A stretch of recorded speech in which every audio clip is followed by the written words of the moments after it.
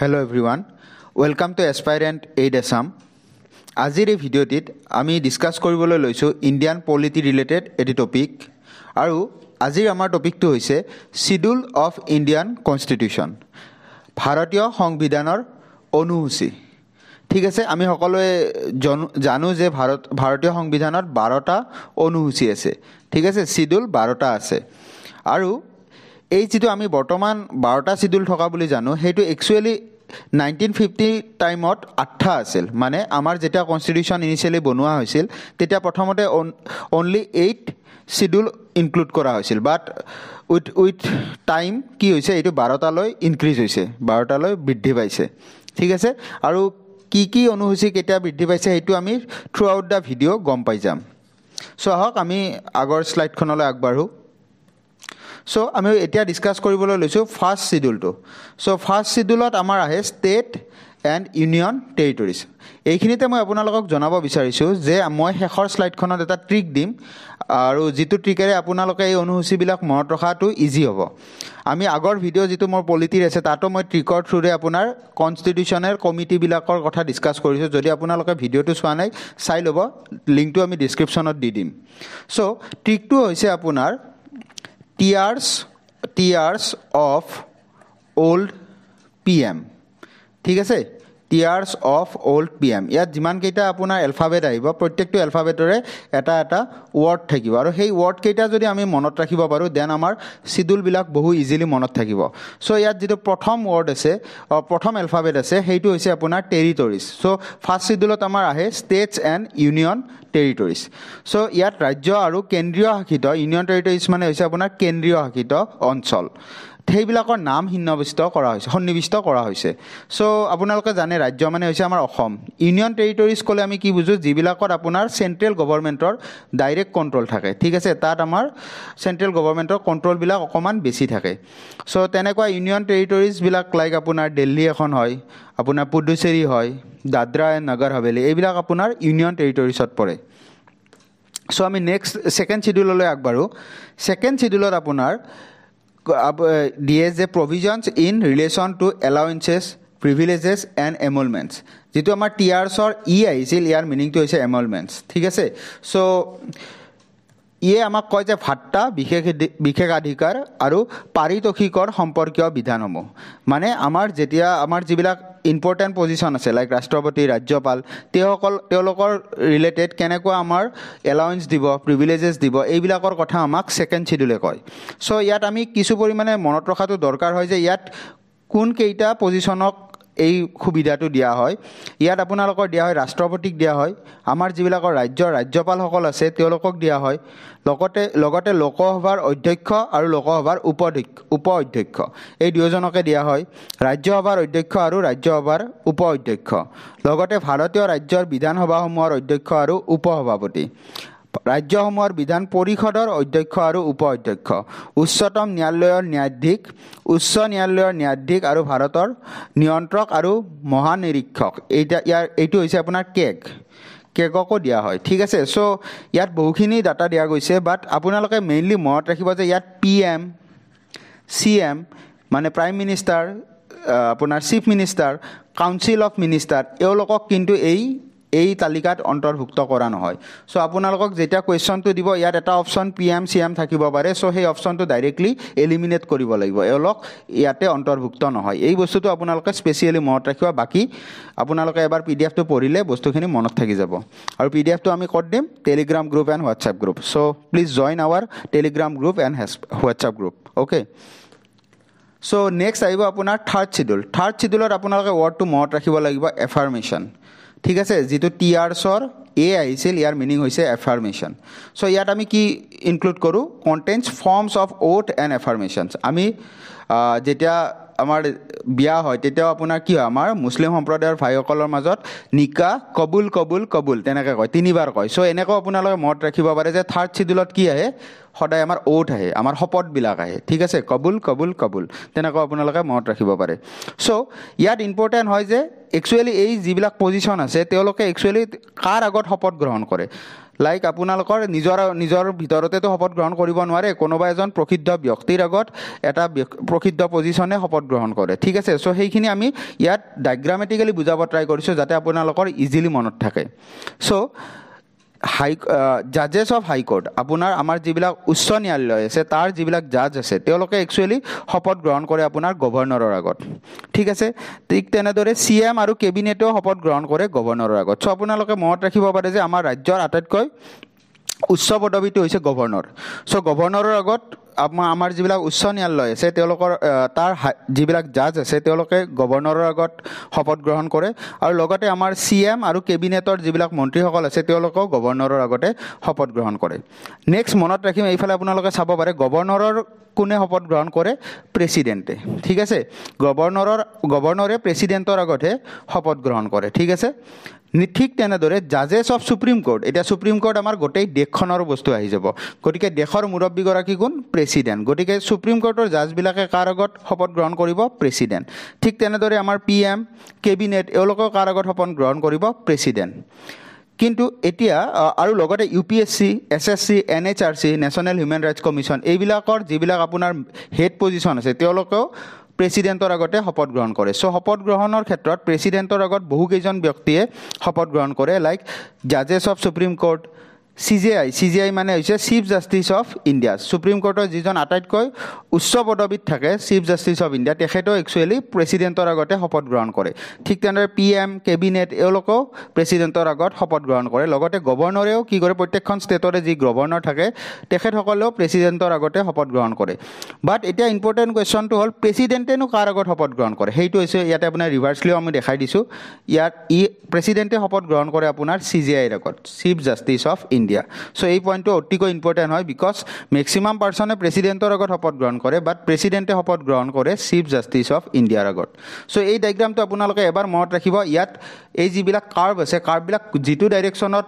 ফ্ল' হৈ আছে, ডেট মিনছ কি হৈছে? সেই স্পেচিফিক পদবীটো সেই ব্যক্তিজনৰ আগত শপত গ্ৰহণ কৰে। চ' আপোনালোকে এবাৰ এই PDF-টোত জাষ্ট ডাইগ্ৰামটো মনত ৰাখিব ট্ৰাই কৰিব, আপোনাৰ গোটেই বস্তুখিনি ভালকৈ মনত থাকি যাব। নেক্সট আহিব আপোনাৰ ফ'ৰ্থ চিডুল। ফ'ৰ্থ চিডুলত যিটো TRs আহে, TRsৰ R2 আহে, আৰু R মানে হৈছে ৰাজ্যসভা, ঠিক আছে। চ' মনত ৰাখিবলৈ সুবিধাৰ কাৰণে আপোনালোকে মনত ৰাখিব TRsৰ R2ৱে মিন কৰে Rajya Sabha. So' it contains the provision in relation to the allocation of seats for the states and union territories in the Rajya Sabha. Okay, ইয়াত ৰাজ্যসভাত ৰাজ্য আৰু কেন্দ্ৰীয় শাসিত অঞ্চলৰ বাবে আসন আবণ্টনৰ সম্পৰ্কীয় বিধানসমূহ সন্নিৱিষ্ট কৰা হয়। লাইক আমাৰ ধৰি লওক যিখন ৰাজ্যসভা আছে, ৰাজ্যসভাত অসমৰ পৰা কিমানটানো ছিট দিয়া যাব, এই কথাটো ক'ত ঘোষণা কৰা হয়? সেইটো আপোনাৰ ফ'ৰ্থ চিডুলত ঘোষণা কৰা। ইয়াৰ মিনিংটো চিম্পলি সেইটো, ঠিক আছে। চ' নেক্সট আহিব আপোনাৰ ফিফ্থ চিডুল। ফিফ্থ চিডুলত অন্তৰ্ভুক্ত কৰা হয় আপোনাৰ যিবিলাক আপোনাৰ schedule tribes and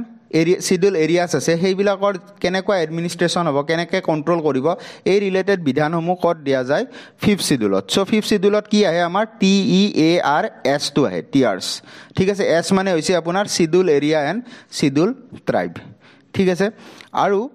the regulation of the schedule areas under fifth schedule is govern under Article 244, very important points. মই আগৰ ভিডিঅ'টোতো আপোনালোকক কৈছোঁ, মই ইয়াত যিকেইটা লাইন দিম তাৰ প্ৰত্যেকটো লাইনে এটা পটেঞ্চিয়েল কুৱেশ্যন হয়, only not for APSC but also' for ADRE এক্সামটো। APSC আৰু ADREৰ আপোনাৰ কণ্টেণ্টৰ বেছি গণ্ডগোল নহয়, আপোনাৰ কুৱেশ্যনটো কেনেকুৱা ট'নত সজায় সেইটোত ডিফাৰেঞ্চ থাকে। APSC ৰিলেটেড এক্সামবিলাকত আপোনাৰ ষ্টেটমেণ্ট বেছ কুৱেশ্যন দিয়ে, য'ত আপোনালোকক অলপমান কনফিউজ কৰাব চায়, আৰু ADRE ৰিলেটেড এক্সামবিলাকত আপোনাৰ ডাইৰেক্ট কুৱেশ্যন আহে, ঠিক আছে। ডাইৰেক্ট সুধিব যে আপোনাৰ ফিফ্থ চিডুলৰ আণ্ডাৰত যিবিলাক ঘোষণা কৰা হয় সেইবিলাক একচুৱেলি কনষ্টিটিউশ্যনৰ কোনটো আৰ্টিকুলত সন্নিৱিষ্ট কৰা হৈছে, তেতিয়া এনচাৰ হ'ব Article 244। চ' আপোনালোকে মনত ৰাখি থৈ দিব। নেক্সট আহিব আপোনাৰ ছিক্স চিডুল। চ' ছিক্স চিডুলত একচুৱেলি কি হয়? It contains provisions in relation to the administration of the tribal areas in the state of Assam, Meghalaya, Tripura and Mizoram. So' ভাৰতৰ যিবিলাক আমাৰ নৰ্থ ইষ্টত বাহিৰে আন এলেকা আছিল, সেইবিলাক এলেকাৰ চিডুল ট্ৰাইব আৰু চিডুল এৰিয়াবিলাকৰ ক'ত ঘোষণা কৰা হয়? ফিফ্থ চিডুল, ঠিক আছে। আৰু বাকী যিখিনি আদাৰ্ছ এৰিয়া থাকি যায়, সেইকাৰণে মই ইয়াত কি আপোনাৰ মেইন টাৰ্ম হিচাপে লৈছোঁ আদাৰ্ছ, বিকজ আমি কি কৈছোঁ? TRs অফৰ যিটো অ' আহে সেইটো মিনছ কৰে আদাৰ্ছ ঠিক আছে so' others means what Assam Meghalaya Tripura and Mizoram so' ইয়াৰ ৰিলেটেড যিখিনি ট্ৰাইবেল এৰিয়াছ আছে তাৰ যিবিলাক এডমিনিষ্ট্ৰেশ্যন হয় সেইবিলাক 6 চিডিউলৰ আণ্ডাৰত কয় আৰু এইটো আপোনাৰ একেবাৰে এটা কমন কুৱেশ্যন হয় বিকজ ইয়াত আমাৰ এছাম ৰিলেটেড হৈ আছে বা নৰ্থ ইষ্ট ৰিলেটেড হৈ আছে চ' এইটো কুৱেশ্যন এনেও সোধা যায় যে অসম ৰিলেটেড প্ৰভিজনখিনি কোনটো চিডিউলত দিয়া হয় সেইটো হ'ব আপোনাৰ 6 চিডিউল কিন্তু যদি অকণমান কুৱেশ্যন টাফ কৰিব বিচাৰে তেতিয়াহ'লে তেওঁলোকে অনলি চিডিউলটো নুসুধে তেওঁলোকে সুধিব আৰ্টিকল কি ৰিলেট হৈ আছে চ' আপোনালোকে মনত ৰাখিব article 244 sub clause 2 and article 275 sub clause 1 এই দুয়োটাই সন্নিৱিষ্ট কৰা হয় আপোনাৰ 6 চিডিউলত থকা প্ৰভিজনবিলাকৰ ৰিলেটেড ঠিক আছে চ' এই বিশেষ ব্যৱস্থা সংবিধানৰ অনুচ্ছেদ 244 246 ছাব ক্লজ 2 আৰু অনুচ্ছেদ 275 275 ছাব ক্লজ 1ৰ অধীনত প্ৰদান কৰা হয় চ' ভেৰি ইম্পৰ্টেণ্ট পইণ্টছ আপোনালোকে প্লিজ এইখিনি মনত ৰাখি থৈ দিব এক্সামৰ কাৰণে এইটো ইম্পৰ্টেণ্ট হয় টাফ কৰিব বিচাৰিলে আৰ্টিকল সুধিব অনলি চিডিউল নুসুধে ঠিক আছে নেক্সট আহিব আপোনাৰ 7th চিডিউল চ' 7th চিডিউলত আমি মনত ৰাখিব লাগিব ফেডাৰেল ঠিক আছে ফেডাৰেল চ' অফ টিয়াৰ্ছ অফৰ এফটো মিনছ কি হ'ব আপোনাৰ ফেডাৰেল এতিয়া ফেডাৰেল মানে আপোনালোকে জানে যে এখন দেশৰ কি থাকে আপোনাৰ অভাৰঅল এখন আমাৰ দেশ যিখনক আমি বহুত বেছি ভাল পাওঁ ঠিক আছে কিন্তু আমি এখন ৰাজ্যতো আছোঁ ঠিক আছে গতিকে আমাৰ অভাৰঅল দেশ হিচাপে এটা এডমিনিষ্ট্ৰেশ্যন আছে শাসন প্ৰণালী আছে লগতে ৰাজ্যবিলাকৰো শাসন প্ৰণালী থাকে চ' ৰাজ্য আৰু দুয়োখনকে অভাৰঅল মানে ইউনিয়ন গভৰ্ণমেণ্ট মানে আমাৰ ধৰি লওক প্ৰধানমন্ত্ৰী মোদীয়ে যেনেকৈ প্ৰধানমন্ত্ৰী নৰেন্দ্ৰ মোদীয়ে যেনেকৈ শাসন চলায় আৰু লগতে আমাৰ ৰাজ্যখন কোনে শাসন চলায় মাননীয় হিমন্ত বিশ্ব শৰ্মাদেৱে চ' দুয়োজনকে কিছুমান পাৱাৰ দিব লগা হয় গতিকে তেনেকৈ যদি এই পাৱাৰবিলাক দুয়োজনৰ মাজত ভাগ কৰি দিয়ে তেতিয়াহ'লে সেই ছিষ্টেমটোক কওঁ আমি ফেডাৰেল ছিষ্টেম গতিকে 7th চিডিউলত একচুৱেলি ফেডাৰেল ষ্ট্ৰাকচাৰটোকে ষ্ট্ৰং কৰিব গৈছে এইটোকে ডিফাইন কৰিব গৈছে আৰু কেনেকৈ ডিফাইন কৰিছে যে কিছুমান পাৱাৰ ইউনিয়ন লিষ্টত লগাই দিছে কিছুমান ষ্টেট লিষ্টত আৰু কিছুমান কনকাৰেণ্ট লিষ্টত চ' আমাৰ এক্সাম পাৰ্চপেক্টিভত আমি মনত ৰাখিব লাগিব যে ইউনিয়ন লিষ্টত কিমানটা ছাবজেক্ট আছে ষ্টেট লিষ্টত কিমানটা ছাবজেক্ট আছে আৰু কনকাৰেণ্ট লিষ্টত কিমানটা ছাবজেক্ট আছে চ' ইউনিয়ন লিষ্টত একচুৱেলি 100 নাম্বাৰছ অফ ছাবজেক্ট থাকে বৰ্তমান অনুযায়ী আৰু ইনিচিয়েলি আছিল 97 ঠিক আছে আৰু ষ্টেট লিষ্টত বৰ্তমান আছে আপোনাৰ 61 মানে 61টা আৰু ইনিচিয়েলি আছিল 66 আইটেম আৰু যিখন কনকাৰেণ্ট লিষ্ট তাত আছে 52 ছাবজেক্টছ বৰ্তমান ঠিক আছে কনকাৰেণ্ট লিষ্ট ইউনিয়ন লিষ্ট আপোনালোকে বুজি পাইছে যিখিনিৰ পাৱাৰ মানে মেইনলি চেণ্ট্ৰেল গভৰ্ণমেণ্টৰ আণ্ডাৰত থাকে ঠিক আছে আমাৰ যিখন আপোনাৰ চেণ্ট্ৰেল গভৰ্ণমেণ্ট থাকে লাইক আমাৰ PM মোদীয়ে চলাই থকা গভৰ্ণমেণ্টটো তাত পাৱাৰটো থাকে ষ্টেট লিষ্ট মানে আমাৰ হিমন্ত বিশ্ব শৰ্মাই যিটো চলাই আছে দেৱে চ' সেইটো শাসন থাকে আৰু নেক্সট কনকাৰেণ্ট লিষ্টত কি থাকে কিছুমান পাৱাৰ ষ্টেট আৰু ইউনিয়ন লিষ্ট দুয়োটা গভৰ্ণমেণ্টৰ আণ্ডাৰতে দিয়া হয় সেইখিনি ছাবজেক্ট কাৰ আণ্ডাৰত থাকে কনকাৰেণ্ট লিষ্ট আৰু ইয়াত মেইন মুঠ ছাবজেক্ট আছে 52 চ' 7th চিডিউলৰ আণ্ডাৰত এটা ইম্পৰ্টেণ্ট এমেণ্ডমেণ্ট আছে সেইটো হৈছে আপোনাৰ 42nd এমেণ্ডমেণ্ট 42nd এমেণ্ডমেণ্টটো এনেও ইম্পৰ্টেণ্ট হয় কাৰণ ইয়াক আমি মিনি কনষ্টিটিউশ্যন বুলি কওঁ মিনি কনষ্টিটিউশ্যন কিয় কওঁ কাৰণ এইটো এমেণ্ডমেণ্ট ইমান ডাঙৰ এইখন এমেণ্ডমেণ্ট কৰিব যাওঁতে প্ৰায় এখন কনষ্টিটিউশ্যন ফৰ্ম হৈ গৈছিল মানে তেনেকুৱা ডাঙৰ লেভেলৰ এটা ডকুমেণ্ট ফৰ্ম হৈছিল চ' ইয়াক কওঁ আমি মিনি কনষ্টিটিউশ্যন চ' 42nd এমেণ্ডমেণ্টত কি কৈছিল যে কিছুমান ছাবজেক্ট ষ্টেট লিষ্টৰ পৰা আনি মানে আমাৰ ৰাজ্যৰ যিখন লিষ্ট আছে তাৰ পৰা আনি কনকাৰেণ্ট লিষ্ট মানে উভয় লিষ্টখনতে সোমাই দিছিল ঠিক আছে গতিকে সেই ছাবজেক্ট কেইটা আমি চাই লওঁ education forest protection of wild animals and birds weight and measurements administration of justice constitution and organization of all courts except supreme court and high courts গতিকে এই পাঁচটা সাবজেক্ট একচুৱেলি কি কৰিছিল ইনিচিয়েলি আপোনাৰ ষ্টেট লিষ্টত আছিল কিন্তু এইকেইটা ষ্টেট লিষ্টৰ পৰা আনি ক'ত সোমাই দিছে কনকাৰেণ্ট লিষ্টত চ' এমেণ্ডমেণ্ট ৰিলেটেড কথাখিনি মনত ৰাখিব 42nd এমেণ্ডমেণ্টত এইটো কৰা হৈছিল আৰু মেইনলি পাঁচটা ছাবজেক্টক ষ্টেট লিষ্টৰ পৰা আনি কনকাৰেণ্ট লিষ্টত সোমাই দিয়া হৈছিল ঠিক আছে আৰু ছাবজেক্ট কেইটা আপোনালোকে পাৰিলে মনত ৰাখিব ঠিক তেনেদৰে গতিকে আমি যদি অসমীয়াত চাওঁ ছাবজেক্ট কেইটা কি আছিল শিক্ষা অৰণ্য বন্যপ্ৰাণী আৰু চৰাইৰ সুৰক্ষা ওজন আৰু জোখ উচ্চতম ন্যায়ালয় আৰু উচ্চ ন্যায়ালয়ৰ বাহিৰে সকলো আদালতৰ ন্যায় প্ৰশাসন বিধান আৰু সংগঠন গতিকে এই পাঁচটা বিষয় একচুৱেলি আমাৰ ষ্টেট লিষ্টৰ পৰা আনি কনকাৰেণ্ট লিষ্টত সোমাইছিল কেতিয়া 1976ত কিমান এমেণ্ডমেণ্টত 42nd এমেণ্ডমেণ্টত ঠিক আছে গতিকে এই গোটেইখিনি ডাটা ইম্পৰ্টেণ্ট হয় আমাৰ এক্সাম পাৰ্চপেক্টিভত চ' আপোনালোকে এইখিনি মনত ৰখাটো দৰকাৰী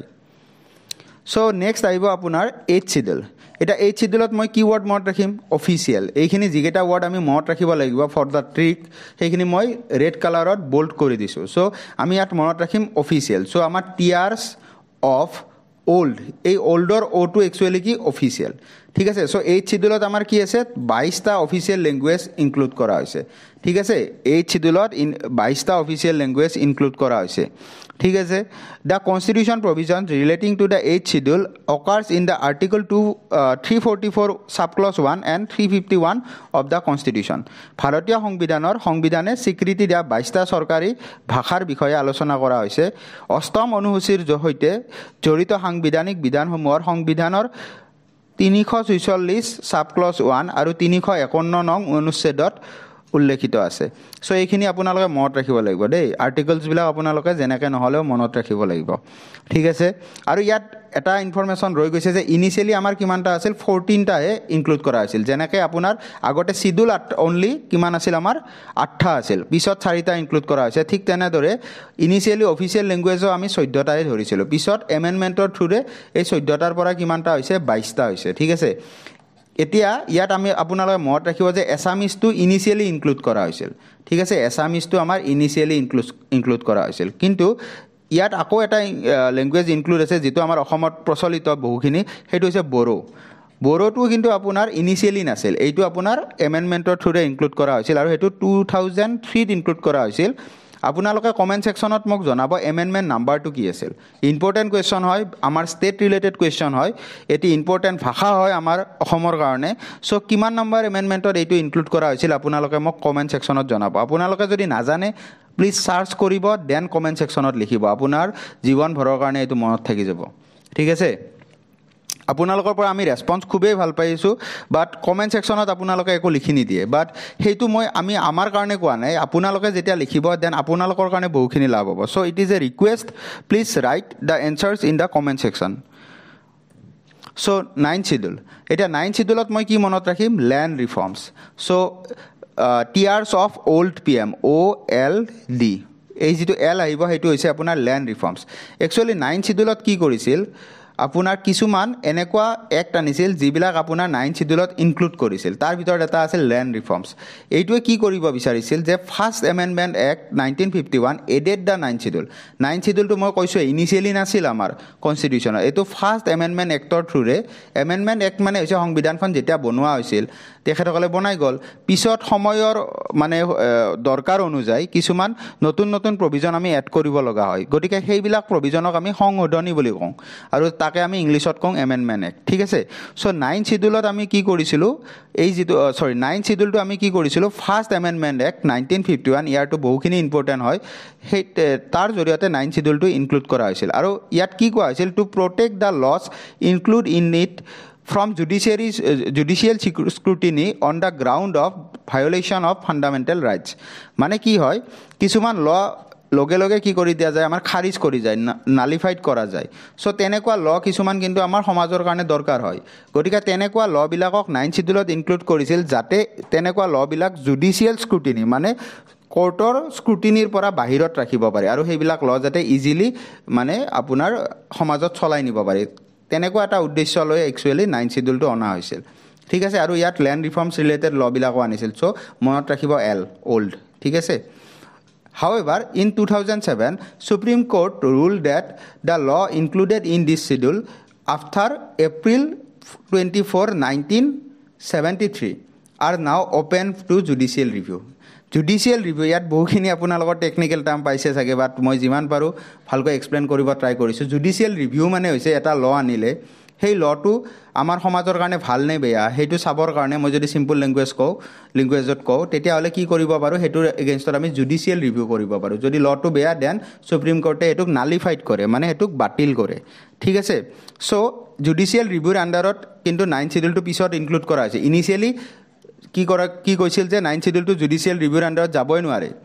কোৰ্টে তাত স্ক্ৰুটিনি কৰিবই নোৱাৰে কিন্তু 2007ত কি কৈছিল যে সুপ্ৰিম কোৰ্টে এইটো জুডিচিয়েল ৰিভিউৰ আণ্ডাৰত নিব পাৰিব কিন্তু কেনেকুৱা কেছবিলাক নিব পাৰিব যিটো এপ্ৰিল 24, 1973 পিছত আহিছিল ঠিক আছে এতিয়া কিন্তু এই এপ্ৰিল 24, 1973টো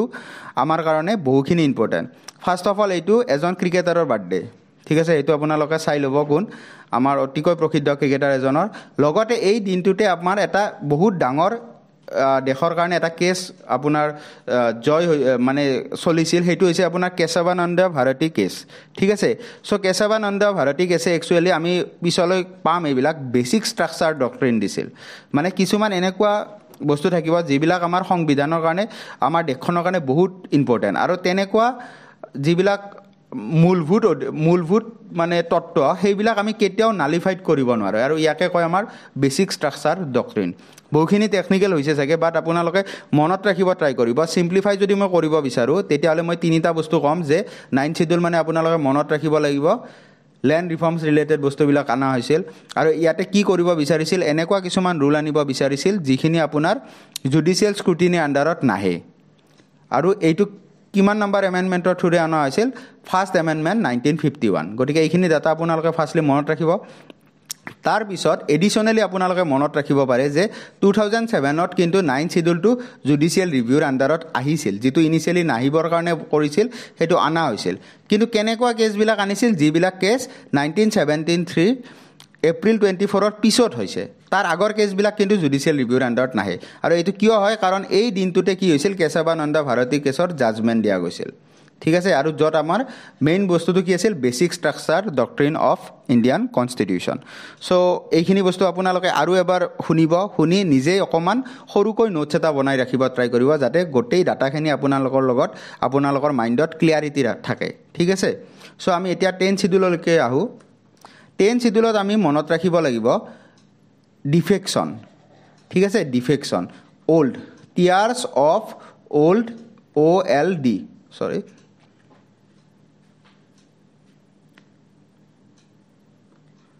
টিয়াৰ্ছ অফ অল্ড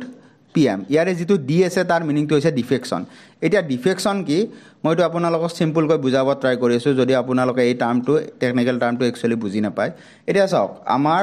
এজন যিকোনো MP আহিল সেই MP জনে কি কৰে এটা যিকোনো পাৰ্টিৰ আণ্ডাৰত ইলেকশ্যন খেলে বা নিৰ্দলীয় হৈয়ে খেলিব এতিয়া চাওক আপোনালোকে যেতিয়াতো ভোট দিব যায় তেতিয়াতো মাইণ্ডটোতো ফ্ৰিজত থৈ নাযায় কোনোবা এজনক ভোট দিব ভালকৈ ভাবি চিন্তি যাব আৰু সেই মানুহজনৰ হয়তো কোনোবা পাৰ্টিৰ প্ৰতি ইনক্লাইনেশ্যন আছে সেইটো চাই আপুনি ভোট দিব নহ'লে এনেকৈ চাব যে তেওঁ কোনো পাৰ্টিৰ নহয় সমাজৰে কাম কৰিব বা কিবা এনে জাষ্ট কৈছোঁ তেতিয়াহ'লে আপোনালোকে নিৰ্দলীয় চাই দিব মুঠতে আপোনালোকে কিবা এটা বেচিছত ভোটটো দিয়ে আৰু আমি সেইটো দিবও লাগে কোনোবা এটা বেচিছত দিব লাগে আমি যেনিয়ে তেনিয়ে ভোট দিব নালাগে এইটো আমাৰ এটা অধিকাৰ হয় আৰু সেই অধিকাৰটো আমি ভালকৈ সাব্যস্ত কৰিব লাগে ঠিক আছে চ' যেতিয়া আমি কোনোবা এটা বেচিছত মানুহজনক ভোট দিম তাৰপিছত যদি মানুহজনে কি কৰে ধুনীয়াকৈ জিকি লয় এইটো পাৰ্টিৰ পৰা সেইটো পাৰ্টিত যায় সেইটো পাৰ্টিৰ পৰা এইটো পাৰ্টিত আহে চ' এইটো কনচেপ্টক কৈছিল আয়াৰাম গেয়াৰাম মানে আহিছে গৈছে গতিকে এনেকুৱা যিবিলাক মানে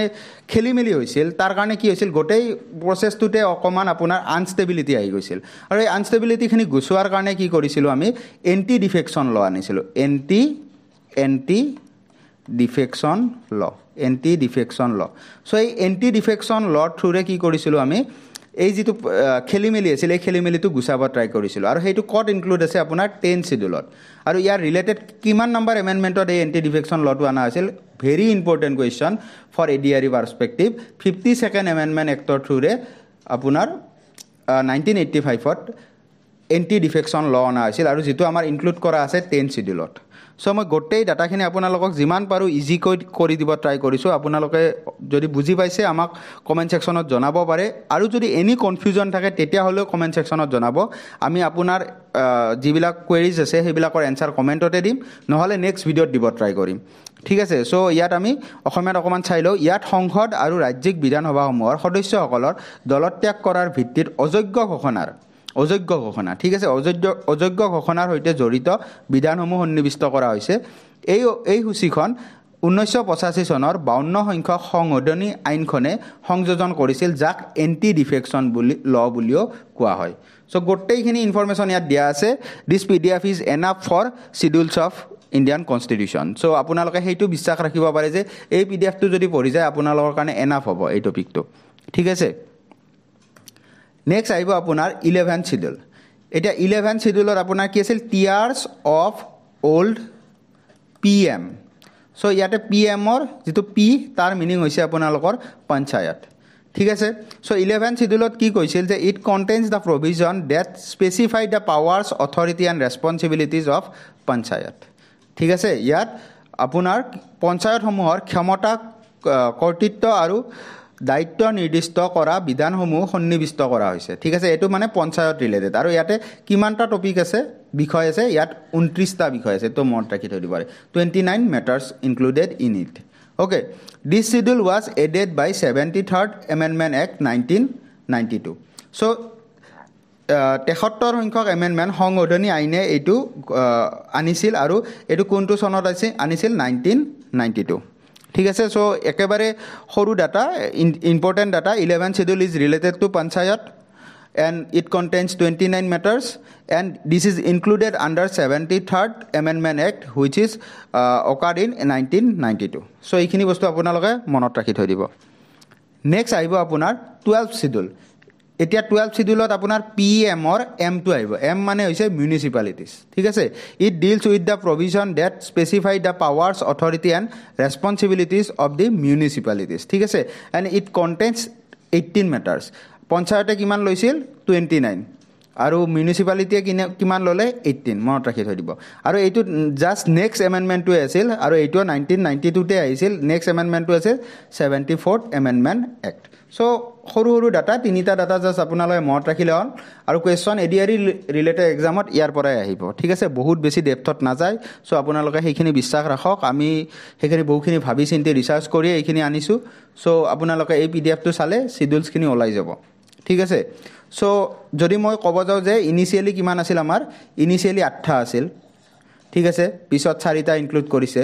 তাৰে যেটো 9th আছিল 9টো আপোনাৰ ফাৰ্স্ট এমেণ্ডমেণ্টত ইনক্লুড কৰিছে যেটো আপোনাৰ 10th আছিল 10টো কিমানত কৰিছে এই মাত্ৰ কৈছো 52nd ইয়াৰটো কি 1985 ফাৰ্স্টৰ কিমান আছিল 1951 নেক্সট আহিছে আপোনাৰ যেটো আপোনাৰ 11th শিডিউল আহিছে হেতু আহিছে আপোনাৰ 1992 ত কিমান নম্বৰ আছিল 73rd ঠিক আছে নেক্সট 4th টো আপোনাৰ 12th শিডিউলটো আহিছে 1992 এটো কিমান নম্বৰ আছিল 74th সো এইখিনি জাস্ট ডাটা যিখিনি আপোনাৰ 8th শিডিউলৰ পিছত ইনক্লুড কৰা হৈছিল ঠিক আছে সো গোটেই বস্তুখিনি আমি যিমান পাৰো ডিটেইলছত ডিসকাস কৰিব ট্ৰাই কৰিছো উইথ সিম্পল এক্সপ্লেনেশন আমি জাস্ট আপোনালোকক যিমান পাৰো সিম্পলিফাই কৰিব ট্ৰাই কৰিছো যদি টেকনিক্যাল টাৰ্ম বিলাকৰ লগত আপোনালোকে আগতে পৰিচয় নহয়ও যাতে ইজি ওয়েত এইখিনি বুজিব পাৰে সেইখিনি ট্ৰাই কৰিছো নেক্সট ইয়াত জাস্ট মই যিখিনি আপোনাৰ ট্ৰিক্স দিছিল সেই ট্ৰিক্সখিনি মনত ৰখাৰ কাৰণে এটা পিকচাৰ দি দিছো টি মানে হৈছে আপোনাৰ টেৰিটৰিজ মই মনত ৰাখিব দিছিলো ই মানে হৈছে এমলমেন্টস মানে আপোনাৰ যিবিলাক আপোনাৰ আমাৰ এলাউৱেন্স এমলমেন্টস ফাট্টা এইবিলাক দিয়া হৈছিল এইটো কথা কৈছে এ মানে হৈছে এফাৰ্মেশনস ওথ এণ্ড এফাৰ্মেশনস ঠিক আছে সো টিআৰছ আৰ মানে হৈছে আপোনাৰ ৰাজ্যসভা এছ মানে হৈছে শিডিউলড এৰিয়া ও মানে হৈছে আদাৰ ট্ৰাইবেল এৰিয়াজত কি পৰিছিল ভেৰি ইম্পৰ্টেন্ট এছাম মেঘালয় আৰু কি দুখন আছিল আপোনালোকে কমেন্ট সেকশনত জনাব নেক্সট এফ মানে হৈছে ফেডাৰেল লিষ্ট মানে মই কি কৈছিলো যে তিনিখন লিষ্ট থাকে যত আপোনাৰ ফেডাৰেল ষ্ট্ৰাকচাৰটো ষ্ট্ৰং কৰা হৈছিল এখন আছিল ইউনিয়ন এখন আছিল ষ্টেট এখন আছিল কনকাৰেন্ট সো কিমান বিষয় আছিল গোটেইখিনি ডাটা দিয়া আছে আপোনালোকে চাই ল'ব নেক্সট ওট আহিব আপোনাৰ অফিচিয়েল ল্যাঙ্গুৱেজ কিমান আছিল 22 ইনিশিয়ালি কিমান আছিল 14 গোটেইখিনি আমি ডিসকাস কৰা হৈছে নেক্সট 9 শিডিউলত আহিব আপোনাৰ ল্যান্ড ৰিফৰ্মছ মানে আপোনাৰ কি ফাৰ্স্ট এমেণ্ডমেণ্ট এক্টত আহিছিল 9 শিডিউলটো তাৰ পিছত আপোনাৰ 2007 ত কিন্তু এইটো কি কৰিছে জুডিশিয়েল ৰিভিউৰ আন্ডাৰত গৈছে গোটেই কথাখিনি আমি ডিসকাস কৰিছো নেক্সট ডিড আহিব আপোনাৰ ডিফেকশন মানে কি আয়াৰাম গেয়াৰাম হেতু গোচোৱাৰ কাৰণে কি আনিছিল এন্টি ডিফেকশন কিমান নম্বৰ এমেণ্ডমেণ্টত 52nd ঠিক আছে নেক্সট পি মানে হৈছে পঞ্চায়ত আপোনাৰ 1992 ত আহিছিল 73rd amendment act next M মানে হৈছে মিউনিসিপালিটিজ এইটো কেতিয়া আহিছিল 1992 তে আহিছিল 3 ভালকৈ এখন ইমপ্লিমেন্ট কৰা হৈছিল আৰু 74th আছিল গতিকে গোটেই ডিটেইলছখিনি আমি ডিসকাস কৰিছো সো আপোনালোকে এবাৰ ভালকৈ ৰিভাইজ কৰিব ভিডিওটো দুবাৰ চাব তাৰ পিছত পিডিএফ ৰিভাইজ কৰিব this is enough okay so next ভিডিওত আমি আকৌ এনেকুৱা পলিটিৰ ভিডিওছ লৈ আহিম তেতিয়ালৈ থ্যাংক ইউ গুড বাই